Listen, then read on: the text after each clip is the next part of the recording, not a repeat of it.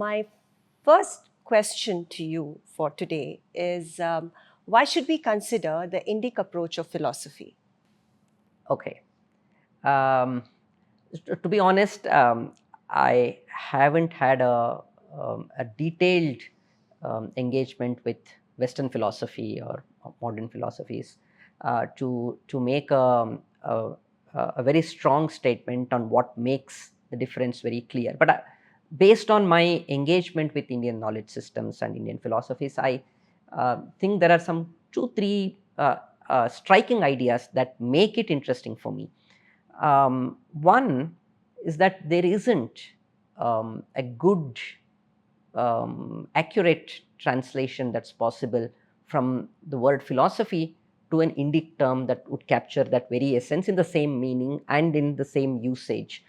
That itself is telling, because that means that philosophy as a disciplinary practice in an isolated sense was perhaps not how the Indian knowledge systems were organized. So philosophy, or what we may call religion, culture, etc. I mean, all these are loaded terms with different connotations, but we are using it in the general understanding for the purposes here.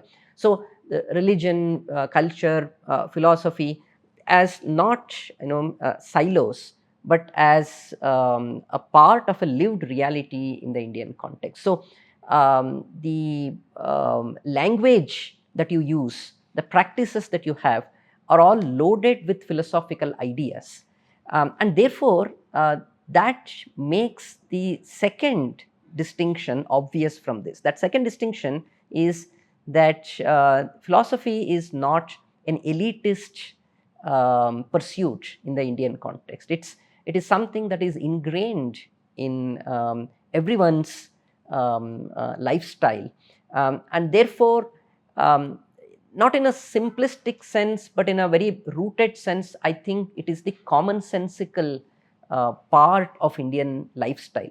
Common sense, not to say that, well, you don't need to think too much, but it is so common that there is a common understanding of what some of the very strong philosophical ideas are that are ingrained. And therefore, so one is that there is a percolation of those ideas into lifestyle, into culture.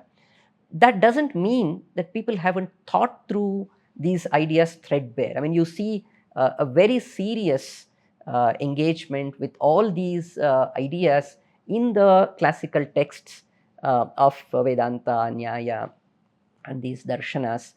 So perhaps the term that we should be looking at is darshana rather than philosophy when we are looking at the Indian knowledge systems, because it's about the perspective or the insight that is at the core, and not a mere intellectual engagement or an exercise to find something without any purpose or an insight. So philosophy in the Indian context, I would say darshana, vision, perspective.